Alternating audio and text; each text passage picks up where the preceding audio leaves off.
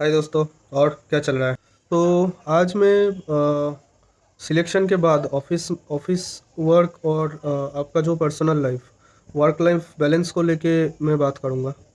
ये सवाल मन में आता रहता है कि ज़िंदगी कैसी होती है, और जॉब लगने के बाद सब कुछ कैसे बदल जाएगा, क्या होगा, और मेरी लाइफ में क्या हुआ था। और छोटा ऑफिस चाहे छोटा हो या ऑफिस चाहे बड़ा हो, तो उसमें जो है आपको कैसे अपने आप एक सही जगह अपने लिए बनाना है। और कैसे आपके कॉलीग्स में, आपके सीनियर ऑफिसर्स में आपको जो है एक रिस्पेक्ट की जगह आपको बनाना पड़ता है। उसका क्या प्रोसेस होता है, टाइम कितना लग जाता है। तो ये सब चीज़ लेके मैंने बहुत कम वीडियो देखा है। प्रिपरेशन का स्ट्रेटेजी वगैरह का वीडियो तो बहुत मिल जाता है, लेकिन उसके बाद क्या? सिलेक्शन तो हो गया, चलो ठीक है, आप बढ़िया मेहनत किए, सब कुछ किया, सिलेक्शन भी हो गया। लेकिन उसके बाद ज़िंदगी कैसे चेंज होता है? अचानक से झटका तो नहीं लगता। और अगर अचानक से सब कुछ चेंज हो गया तो आप अपने आप को कैसे संभालोगे? तो ये सब लेके मैं आज बात करूँगा। इस चीज़ से ये होगा कि जो लोग अभी भी सोच रहे हैं, मतलब सोचने के स्टेज में हैं कि करे या ना करे, करे तो कैसे करे, या करना चाहिए या नहीं, तो उनके लिए ये क्लियर हो जाएगा कि आपको इस टाइप की ज़िंदगी चाहिए या नहीं। अगर आपको चाहिए तो आप प्रिपरेशन कंटिन्यू रखो या प्रिपरेशन स्टार्ट करो, और ताबड़तोड़ मेहनत करो। और अगर इस टाइप की ज़िंदगी नहीं चाहिए तो ये पोस्ट आपके लिए नहीं है। देखिए, ऑफिस में जब आप जाओगे ना, तो ऑफिस में आपको दो टाइप के स्टाफ मिलेंगे। कोई भी ऑफिस में दो टाइप का स्टाफ रहता है। एक जो होता है वो सारा दिन दिखाता है कि वो बहुत काम कर रहा है, लेकिन एक्चुअल में वो कुछ नहीं कर रहा है। मतलब उसे काम आता है या नहीं आता है वो भी आपको नहीं पता है। वो कब ऑफिस आता है, कब जाता है, आपको पता भी नहीं चलता है। कहाँ रहता है, सारा दिन कहाँ घूमता है या कहाँ बैठता है, क्या करता है, कुछ भी पता नहीं। उसके बारे में जो है उसका सीनियर अफ़सर भी कभी-कभी भूल जाता है कि मेरे डिपार्टमेंट में ऐसा स्टाफ भी है, इस नाम से कोई स्टाफ भी है।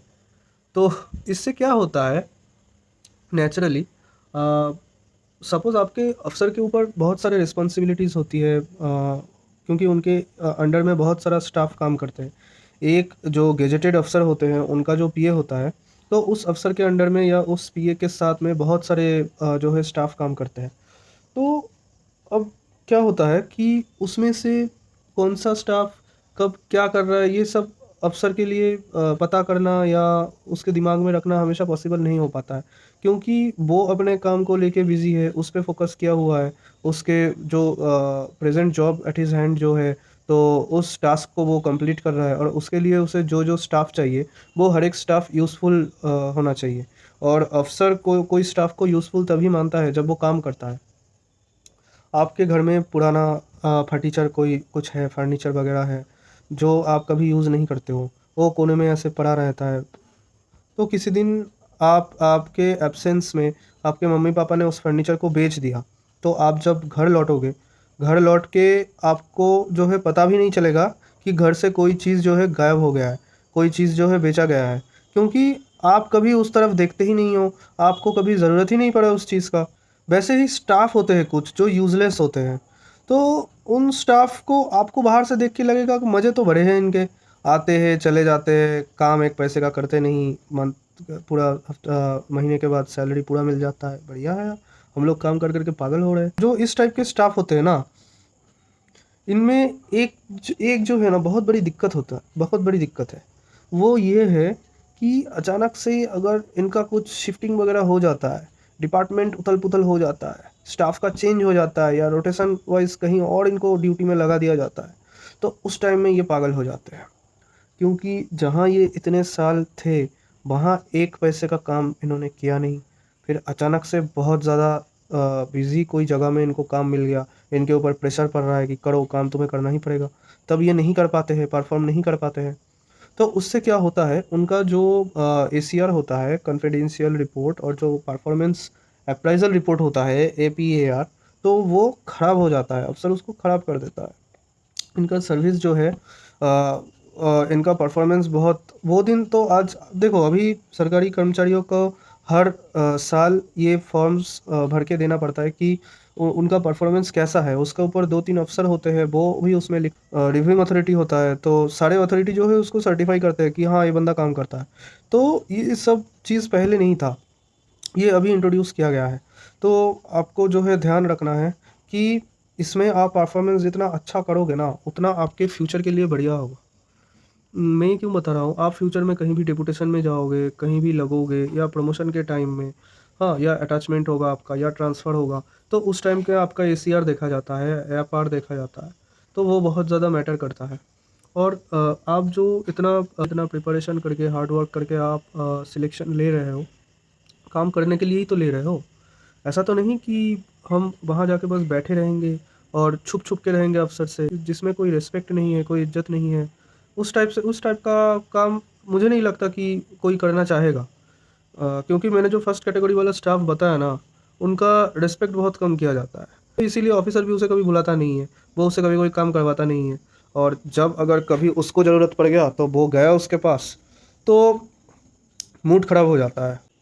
और अपोज़िट साइड में रहता है एक स्टाफ़ होता है, दूसरे कैटेगरी में एक ऐसा स्टाफ़ होता है, जो बस काम करने के लिए ही ऑफ़िस आता है। उसका मेन ऑब्जेक्टिव यही है, टारगेट यही है कि मुझे काम सीखना है, मुझे आगे बढ़ना है, उससे ज़िंदगी में कुछ करना है, कुछ अचीव करना है और उसको जो है इज़्ज़त की नौकरी करनी है। ये चोरी-छुपे ऐसे नौकरी नहीं करनी है।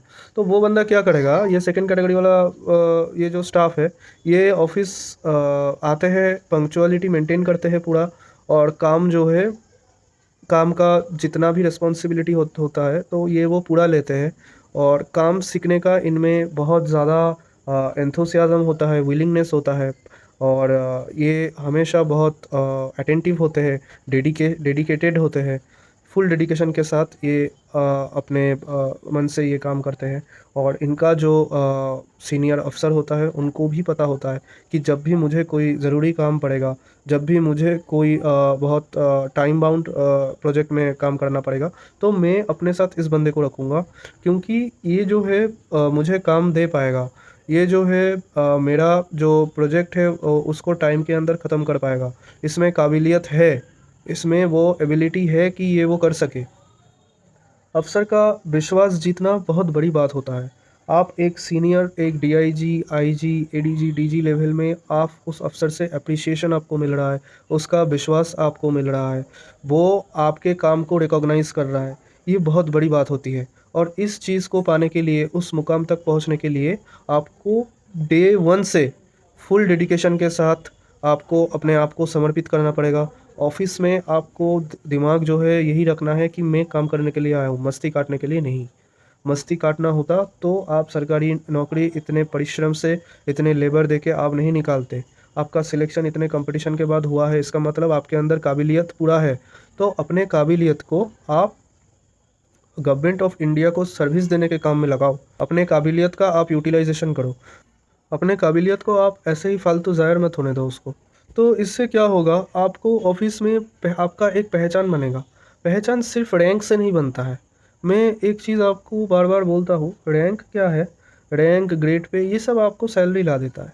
देखिए ज़्यादा सैलरी का आप ग्रेड टारगेट करना चाहिए, ये सही है, तो आपको करना भी चाहिए, तो इसमें कोई प्रॉब्लम नहीं है। लेकिन इसका मतलब ये नहीं कि किसी का ग्रेड ज़्यादा होगा, किसी का पोस्ट हाई है, तो मतलब लोग उसे ऑफ़िस में ज़बरदस्ती रिस्पेक्ट करेंगे।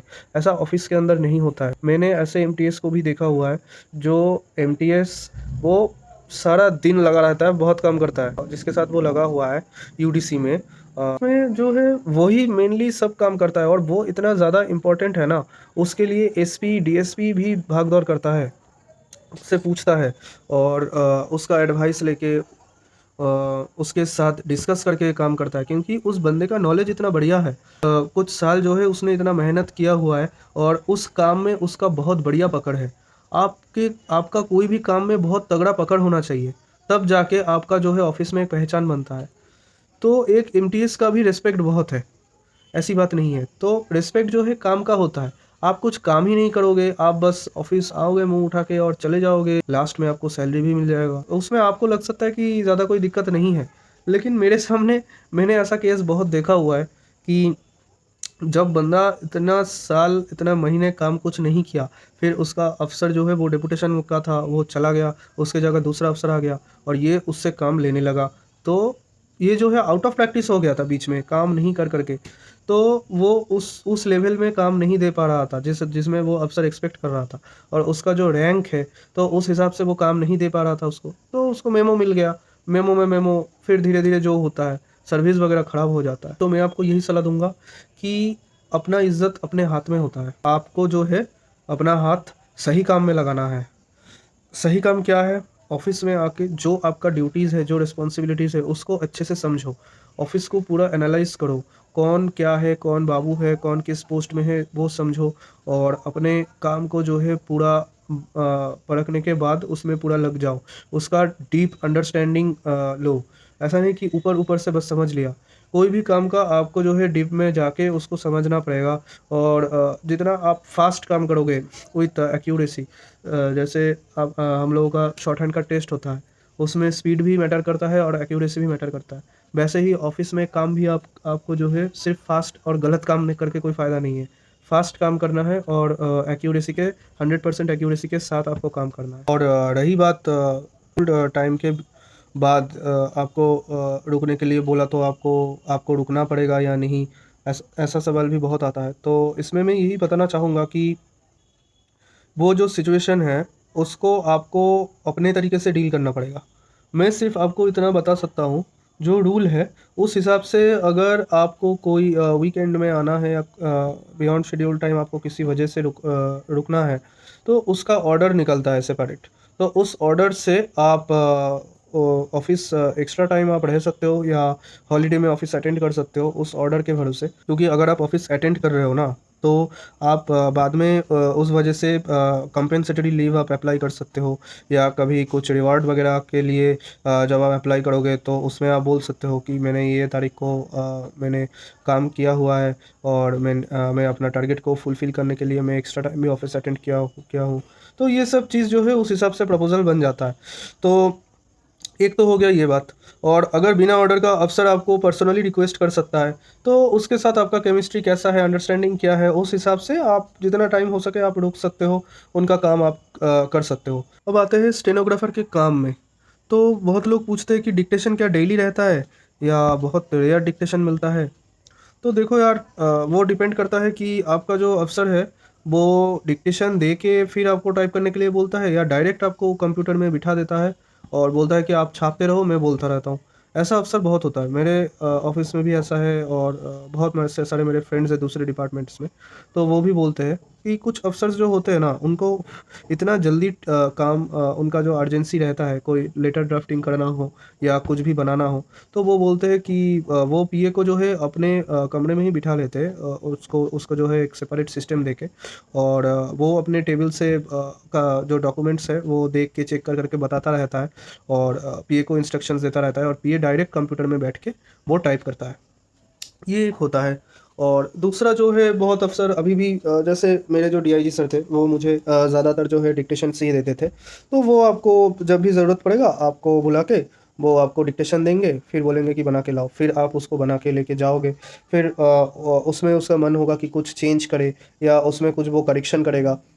तो ये सब करने के बाद फिर से आपको जो है उस डॉक्यूमेंट्स को जाके आपको फिर से चेंज करना पड़ेगा। उस हिसाब से जैसे वो करेक्शन किया है वैसे चेंज करके फिर से आप उसको दिखाओगे और अगर वो सैटिस्फाइड हो जाए तो वो साइन कर देगा। ऐसा नहीं कि इतना ही काम होता है स्टेनोग्राफ़र का। स्टेनोग्राफ़र का जैसे मैंने पहले एक वीडियो में बोला था कि उसको जो है मल्टीटास्किंग करना पड़ता है। बहुत टाइप का काम रहता है, फ़ाइल वगैरह चलाने का, फ़ाइल ड्राफ्टिंग का भी काम होता है, लेटर का भी काम होता है, मिनट्स ऑफ़ द मीटिंग का भी काम होता है और काम का जो डिस्ट्रीब्यूशन है वो भी उसे ध्यान रखना पड़ता है। वो भी उसको देखना पड़ता है कि उसके डिवीज़न में, उसके डिपार्टमेंट के अंडर बाकी स्टाफ़ जो है वो सही से काम कर रहे हैं या नहीं। अगर नहीं कर रहे हैं तो उनको बार-बार बताना पड़ता है, आपको बता के उनको उनको जो है एक टारगेट देना पड़ता है, क्योंकि आपका जो अफ़सर है उनको उनसे काम चाहिए।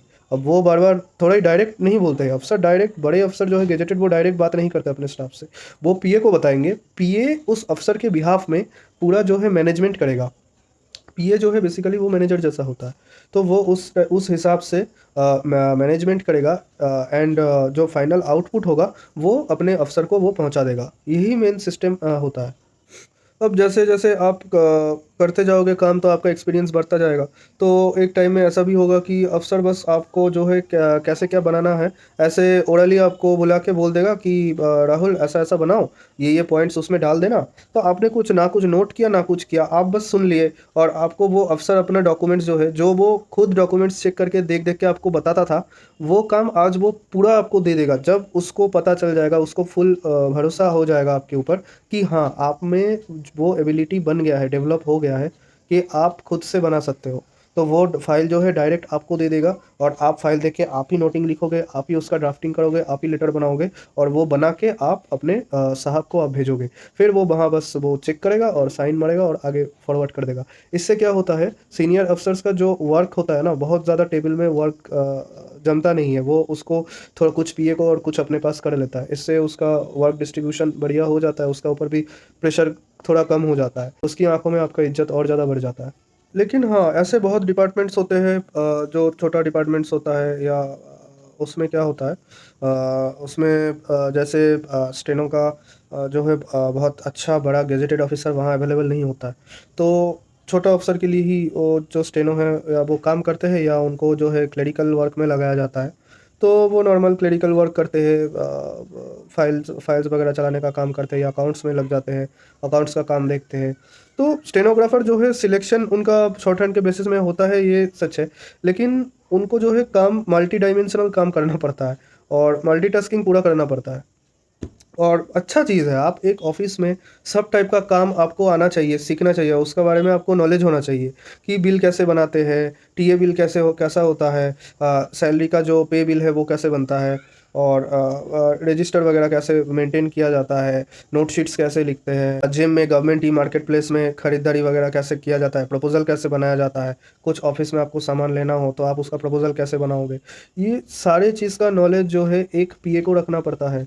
क्योंकि अगर आपके पास नॉलेज कुछ भी नहीं होगा, तो आप अपने अधीनस्थ जो कर्मचारी हैं, उनसे आप काम कैसे लोगे? उनसे अगर आप काम नहीं ले पाओगे, तो आप साहब को क्या बोलोगे?